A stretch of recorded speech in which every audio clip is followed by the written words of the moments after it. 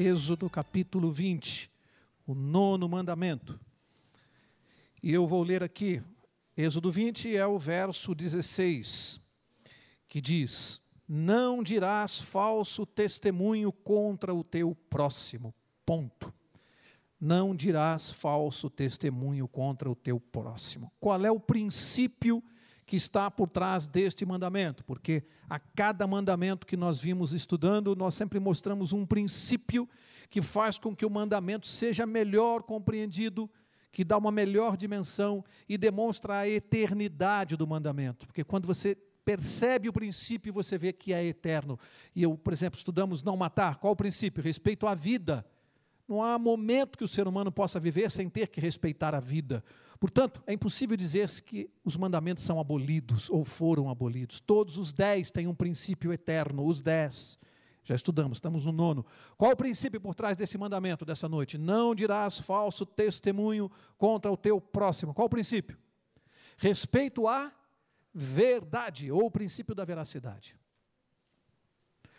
Prestem atenção. Este é um princípio eterno. E a Bíblia, eu brinco aqui, porque para Deus é assim: não dirás falso testemunho, ponto. Não tem vírgula. E aí a gente começa a parar para pensar e para analisar. Isso é um dos mandamentos de Deus, amigos. E eu pergunto, quantas vezes sem maldade, sem malícia, sem intenção de prejudicar ninguém, nós violamos este mandamento por dia? Por dia. Querem ver exemplos triviais? A pessoa liga lá no escritório, você está ocupado, tem prazo, tem gente na sala, você está ali naqueles dias, né? Olha, diz que eu não estou, diz que eu saí, diz que eu já volto. Violei o 9º mandamento? Violei, faltei com a verdade. Violei o 9º mandamento. Mentira de qualquer espécie. E gozado que nós procuramos sempre uma desculpa. O homem sempre tem na ponta da língua uma desculpa para... Então é assim, por exemplo, para não causar um constrangimento, né? Então o cliente liga lá e a pessoa diz assim: olha, eu não terminei o seu serviço como eu prometi para hoje, porque o computador quebrou ontem e eu não tive como terminar. Mas para amanhã eu termino.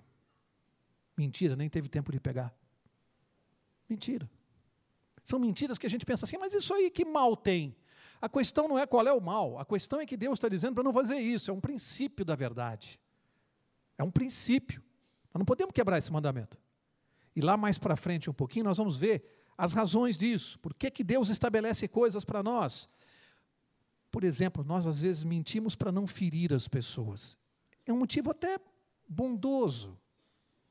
Às vezes, né? Eu, por exemplo, detesto manteiga. Eu não gosto de manteiga. É uma das poucas coisas que, tirando carne de porco, essas coisas que eu não gosto mesmo, nunca gostei. Não é que eu não gosto por ser adventista, eu sempre detestei carne de porco, detesto carne de porco, ou qualquer derivado. Mas manteiga é uma coisa que para mim... Então às vezes a pessoa te dá uma torradinha, ela come, está gostosa, dá na mão, você põe na boca, você faz assim... Gostoso, né? Você está mentindo, na verdade você não gosta disso, mas você, para não ferir... Me lembro do pastor Bechara. O pastor Bechara tem uma história engraçadíssima. Ele contava, num dos sermões, que tem um netinho, o netinho foi, o filho foi, que é pastor também, foi praticar o seu ministério nos Estados Unidos. E o pastor Bechara tinha saudade do neto, ficava alucinado pela falta do neto, convivia muito com o neto pequenininho. Diz que lá pelas tantas, ficou um mês mais ou menos sem falar com o netinho, ele olhou para a esposa, para a dona Nájila, e falou assim: vamos ligar lá para Nova York para falar com o nosso netinho? Vamos ligar. Aí pegaram, discaram, mandaram chamar o netinho no telefone. Ele contando. Aí veio o garotinho. Aí ele falou o nome que eu não lembro agora. Ah, fulano, tá com saudade do vovô? E o netinho falou: não.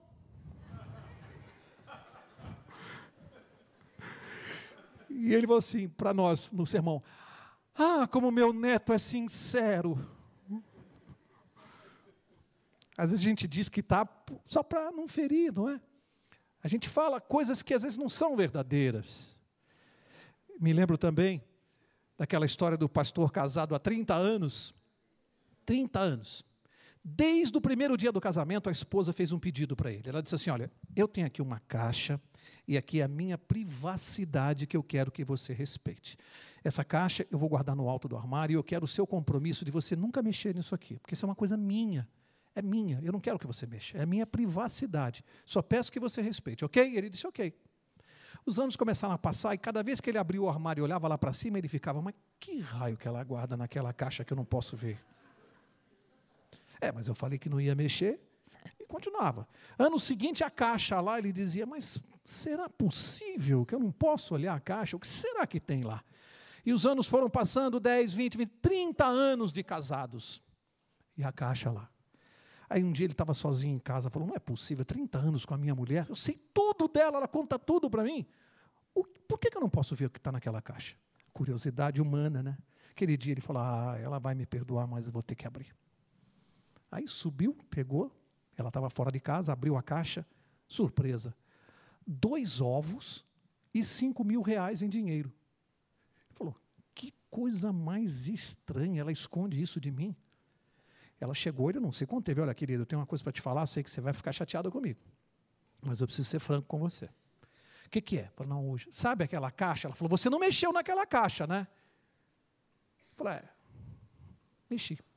Você mexeu na caixa que eu mandei você não mexer? Mexi. E ela ficou desapontada, ele falou, mas posso perguntar uma coisa que eu não entendi? 2 ovos na caixa e 5 mil reais, o que significa isso? Ela falou, quem mandou você mexer na minha caixa? Não era para você mexer, eu te falei tanto para não mexer, mas você podia me explicar o que é? Ela disse, tá bom, vai. É que quando nós nos casamos, eu fiz um pacto. Eu fiz o seguinte, eu combinei comigo mesma que cada vez que eu ouvisse um sermão seu, que eu não gostasse, eu não ia falar nada para não te ferir, para não te magoar. Eu ia guardar um ovo dentro da caixa.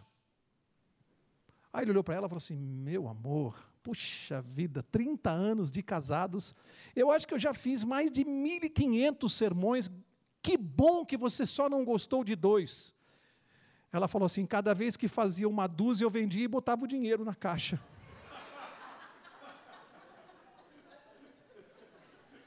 R$5 mil. Mas pelo menos foi sincera.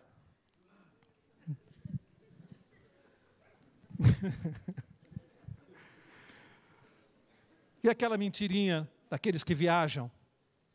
Aqueles que viajam, né? Chegam na alfândega, está lá um inspetor da alfândega, o senhor trouxe alguma coisa na bagagem?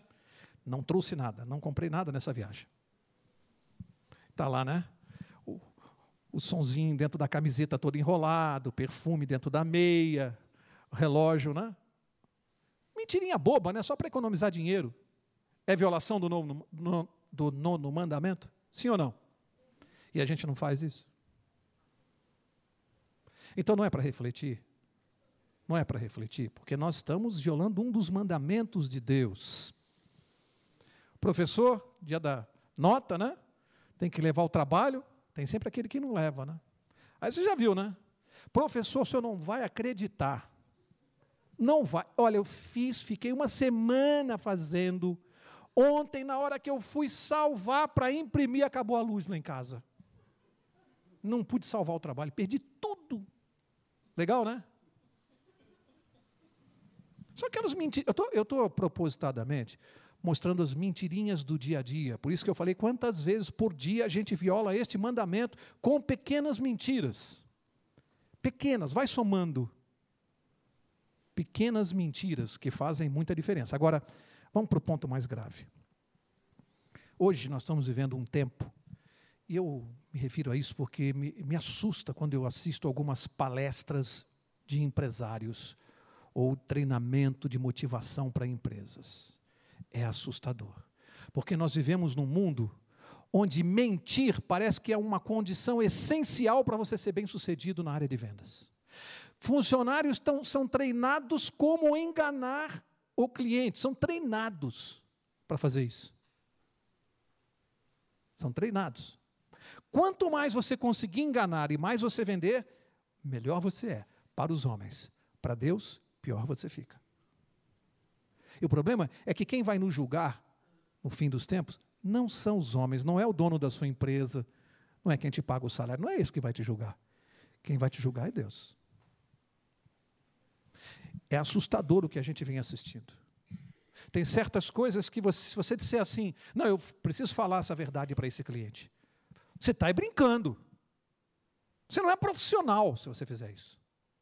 Quer dizer, como se for ser profissional, é mentir, é enganar, é trapacear, isso é ser bom profissional.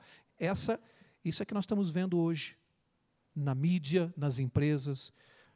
Os jovens hoje estão sendo treinados para mentirem. Aliás, o exemplo, ele vem de cima ou vem de Brasília. Porque quando você assiste às CPIs, parece brincadeira. Quanto mais se mente, parece que mais espertos eles se consideram. Esse é o nosso país, onde tudo se nega. Eu não vi, não sei e não sabia. Temos pessoas lá em Brasília que nunca souberam de nada que está acontecendo. Não sei, não sabia. E os jovens estão vendo isso. Depois vão querer cobrar dessa juventude ética e caráter, quando o exemplo de cima não é bom. Aliás, pais, cuidado, hein? Cuidado quando você pede para o seu próprio filho mentir.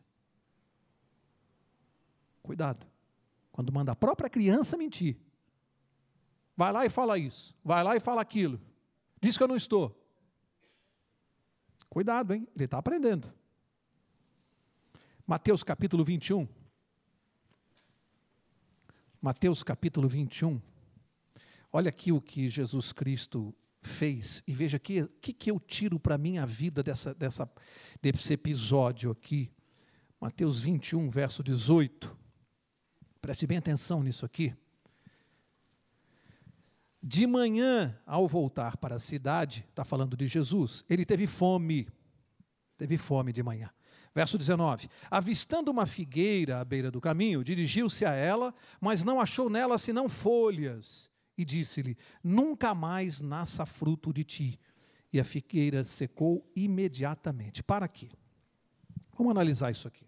Porque tem gente que lê esse verso aqui, de passagem, não presta atenção e não vai na profundidade do que o verso está dizendo. O verso diz que Jesus vinha vindo de manhã com fome, de longe ele viu uma árvore de figueira, figos. Foi se aproximando, ele tinha fome, e quando ele chegou lá, o que ele viu? Tinha figo naquela árvore? Não tinha, só tinha folhas. Aí Jesus olhou, o que ele fez? O que ele fez? Amaldiçoou a árvore. Jesus Cristo amaldiçoou e disse, nunca mais vai nascer fruto de você. Amaldiçoou. Quem lê isso aqui distraidamente, fala, mas por que Jesus Cristo fez isso? Qual é a lição para nós? Por que ele fez isso? E o que eu tiro para a minha vida disso aí? Qual era o problema daquela árvore? Só fachada, ela enganava. De longe, uma bonita e frondosa árvore que parecia dar frutos. Quando você se aproximava, percebia que ela tinha te enganado. E Jesus amaldiçoou. Procure imaginar esse cristão que aparenta ser uma pessoa honesta, verdadeira, correta. E quando você vai conviver com ela no trabalho, na família, é uma árvore que não dá frutos e que engana. O que Jesus faz? Amaldiçoa. O problema aqui é que ela enganava. E Jesus amaldiçoou porque ela enganava. Não é porque ela não tinha frutos, é porque ela parecia ter e não tinha. O problema para mim é quando eu pareço uma coisa, mas não sou. Pareço cristão, mas não sou. Cristão denorex. Parece, mas não é. Então, é aquela coisa de a pessoa vir aqui na quarta-feira e assiste o Mauro Braga falar lá na frente. E fico falando. Aí a pessoa vai conviver comigo e fala assim, espera um pouquinho. Mas o que esse cara fala lá na frente, a vida dele não é nada disso. É um safado, um pilantra, sem vergonha, mau caráter nos negócios, trapaceiro. Essa pessoa vai gostar de mim? Vai dizer que aquele cara é perigoso, porque ele engana as pessoas. Foi por isso que Jesus amaldiçoou. O pior de tudo é você enganar. Porque aquele que não engana, aquele que já é, você olha e fala, aquele ali na esquina é um bandido mesmo, você já sabe que ele é, ele não está enganando ninguém. Mas aquele que se faz parecer uma pessoa honesta e não é, lembra do exemplo da figueira, hein? Jesus amaldiçoou. Aquele que vive mentindo e enganando, tem que tomar muito cuidado. É bom parar com isso, é bom mudar de caminho. Êxodo capítulo 23, vamos começar a invadir um pouquinho mais, a mergulhar mais na profundidade do princípio. Vamos ver o que fere o princípio da verdade. Coisas que a gente às vezes pode achar que não é mentira, mas fere o princípio da verdade. Então vamos aprofundar um pouquinho mais esse estudo aqui. Êxodo 23, olha o verso 1 e veja o que está incluído como quebra do mandamento. 23:1 diz assim: não espalharás notícias falsas, nem darás mão a quem? Ao ímpio, para seres testemunha maliciosa. Não espalharás notícias falsas e não darás as mãos aos ímpios. Bom, quem é que produziu a notícia falsa ou a calúnia aqui? O ímpio. Então, o ímpio certamente teria violado o 9º mandamento. Ele espalhou a mentira, a calúnia, a difamação. Mas Deus está dizendo que aquele que espalha isso também viola o 9º mandamento. Ou seja, o fofoqueiro. Aquela pessoa que começa a contar aquela coisa, aquela calúnia, aquela difamação, e quando você vai falar com ela, fala: não, mas foi fulano que me contou. Não foi você, fulano? O problema não é esse. O problema é que você está espalhando e você está violando o mandamento, porque você é o divulgador, você está espalhando. E Deus diz que quando você faz isso, você está de mãos dadas com o ímpio. Ou seja, não há diferença entre o que inventou e o que espalhou. Tem pessoas que fazem fofoca e acham que isso não é muito grave. Amigo, isso aqui, o tratamento que a Bíblia dá para essa condição é terrível. O fofoqueiro, ele consegue criar situações insustentáveis. Tem pessoas que você se aproxima de algumas dessas pessoas, você só ouve notícia ruim, desgraça e o que não presta da vida dos outros. Você deve conhecer gente assim, e eu conheço. A pessoa que é a primeira a vir te contar uma coisa errada, uma desgraça, e a última a vir te contar uma coisa boa daquela pessoa. Não espalharás. Ou seja, amigo, lembre disso. Se um dia alguém chegar para você e disser: sabe aquele fulano lá da igreja? Você sabia que ele fez isso, aquilo outro? O ideal seria que você desconversasse, mudasse de conversa. Esse é o ideal. Muda de conversa, fala de outro assunto. Se você não conseguir, deleta aquilo na sua mente, não fala para ninguém, porque senão você está espalhando. Primeiro, você não sabe se é verdade. Segundo, mesmo que seja, divulgar o erro do outro, tem apoio de Deus? Não tem. De qualquer maneira você está errado. Mas, engraçado, eu, até como comissão de igreja, já observei situações interessantes, em que quando a pessoa que está fazendo uma fofoca na igreja é advertida pelo pastor, ele normalmente diz assim: mas ele fez aquilo, pastor. Então ele acha que pelo que o outro fez, ele pode botar no megafone. Ele tem o direito de fazer isso. Tem direito de contar para todo mundo, porque o outro fez mesmo. Não interessa se é verdade ou se é mentira. A Bíblia manda você não espalhar. Não espalhe, não faça isso. Não divulgue a notícia falsa, a notícia ruim. Não faça isso, não seja você. Mesmo que você não seja o caluniador, se você espalhar, você violou o mandamento. Então veja a profundidade do 9º mandamento. Outra coisa. Abre lá em Provérbios, capítulo 19. Provérbios 19. Veja, eu disse que quem vai nos julgar é Deus. Então veja a gravidade do que nós estamos falando aqui, que não é uma coisa simples. Provérbios 19, verso 5. Diz assim, Provérbios 19, 5. A falsa testemunha não ficará impune, e o que profere mentiras não escapará. A falsa testemunha não ficará impune. Aquele que inventa, que espalha, que divulga, tudo isso entra aqui. Diz que não ficará impune. Ou seja, se essa pessoa não se agarrar com Jesus Cristo para obter a salvação pelos méritos de Cristo, por ela basta uma mentira e está perdido. Essa coisa do sujeito que é convertido, batizado, membro de igreja e continua mentindo e fofocando, ele precisa rever a sua vida espiritual. É terrível o que uma fofoca pode fazer dentro da igreja. É terrível. interessante aqui, Mateus 16, mais uma lição de Jesus para nós. Mateus 16, verso 21. Mateus 16, verso 21.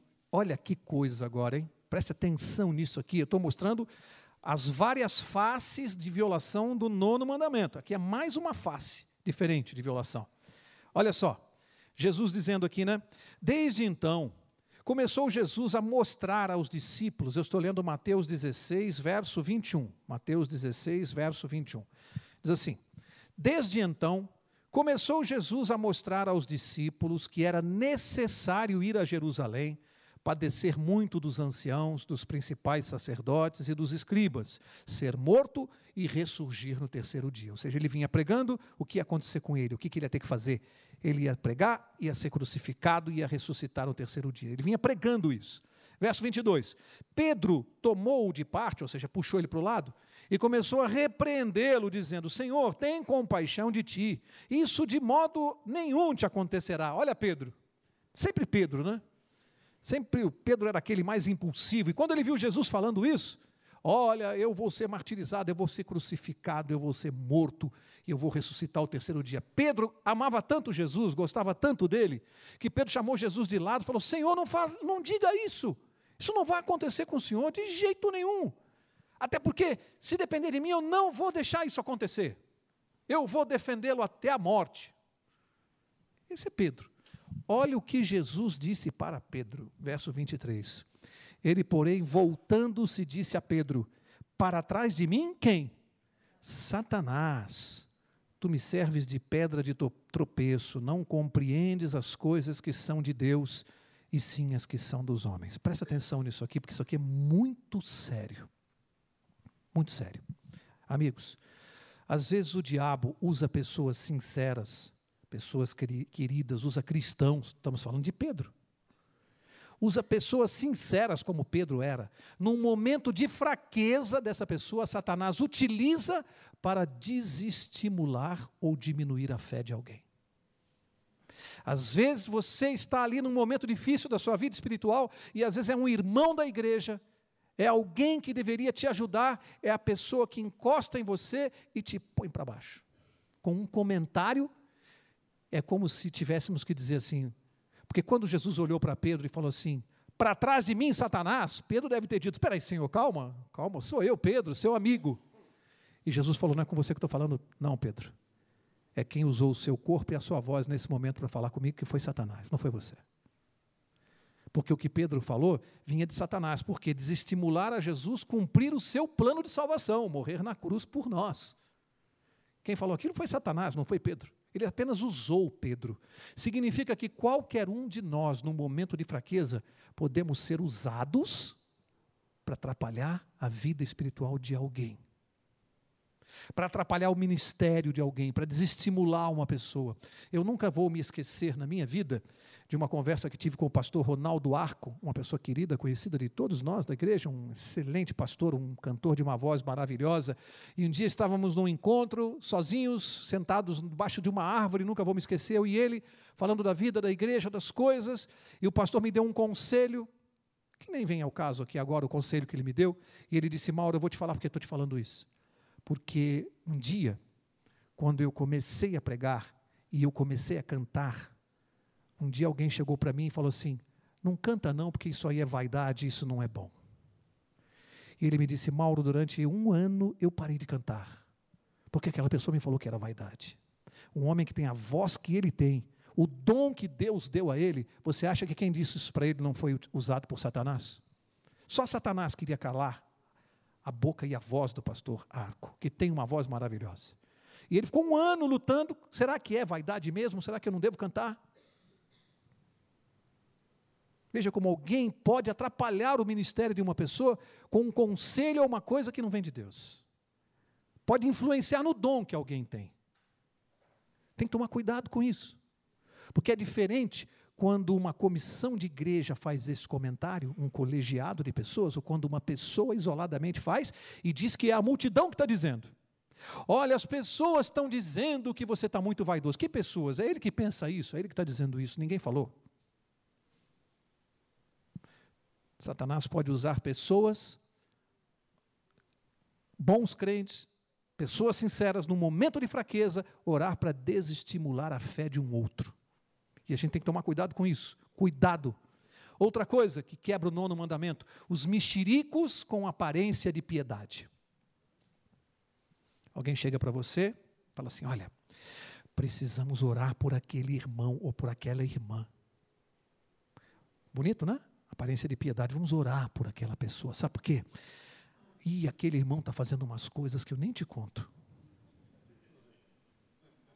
Ah, por que não vai contar? Conta. Não, mas vamos orar por ele. Aquele irmão está fazendo isso, aquilo outro, e fica 3 horas falando, né? Vamos orar por ele, precisa muito de oração. Amigo, irmão, isso é violação do 9º mandamento. Você não está fazendo nenhum bem para essa pessoa. Você está divulgando uma fofoca com aparência de piedade. Aparência de piedade, mas você está divulgando uma fofoca. Está falando mal da pessoa. Você acha que tem que orar por aquele irmão? Põe o joelho no seu quarto, não conta para ninguém, ora por ele. Não precisa contar para o outro. Ora, simplesmente ore. Para que você precisa contar para os outros? Quem conta um conto aumenta um. Isso é uma grande verdade. Isso é uma coisa. Toda vez que alguém vem trazer uma história para o 1, que conta para o 2, que conta para o 3, quando chega no 5, essa história está tremendamente aumentada. Portanto, nós não temos que contar nada. Você quer orar por alguém? Ore. Não comente. Não comente nada. Eu vi um dia um pastor, num sermão, falar uma coisa que eu achei muito interessante. Eu até anotei aqui, porque ele disse que foi convidar um irmão que tinha saído da igreja, tinha se afastado, tinha brigado, e ele foi lá visitar, e o irmão falou assim, vamos lá, irmão, vamos para a igreja. Ele falou, não vou não, pastor, não vou não, na igreja tem muito hipócrita, e eu não vou não para a igreja, muito hipócrita na igreja. E o pastor falou, pode vir sim, irmão, pode vir, tem muito espaço.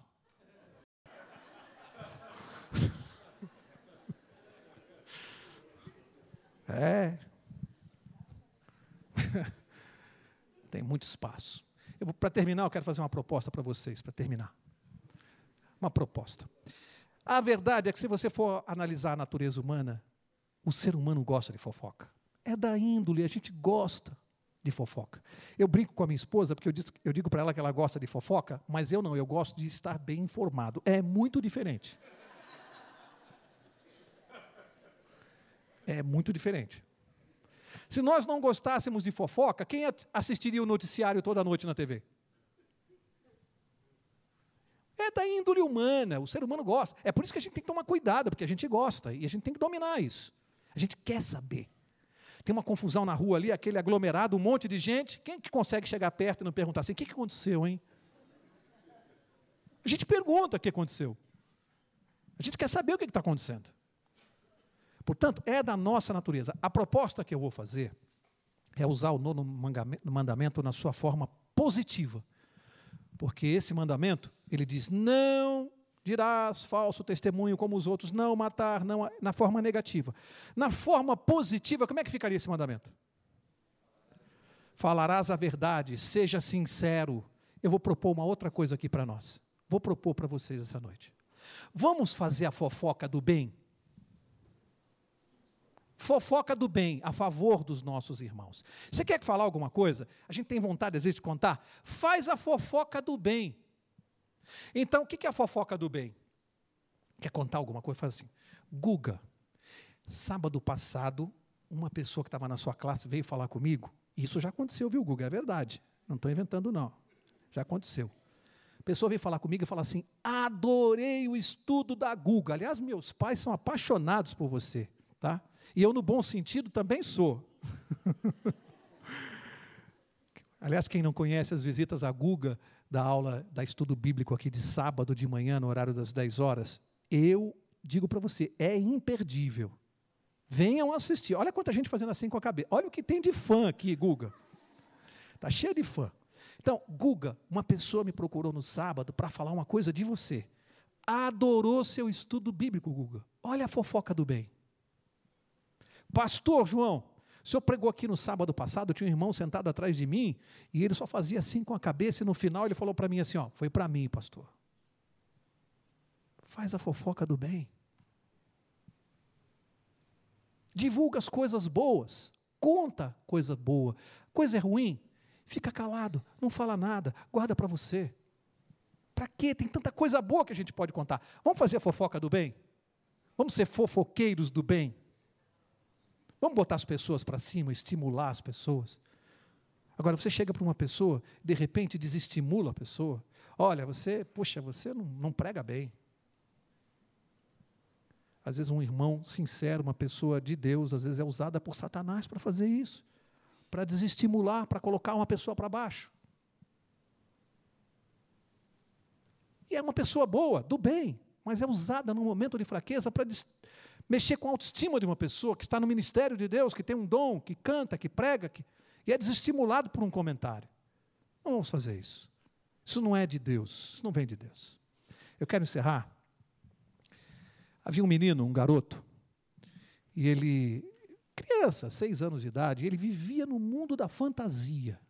Tudo daquele mulher que a mãe já estava acostumada. Ele se vestia de Batman, dizia que ia sair voando, que ele era o super-homem, ficava brincando no quarto que ele ia subir na parede, ele era o Homem-Aranha, vivia num mundo imaginário e a mãe já sabia disso.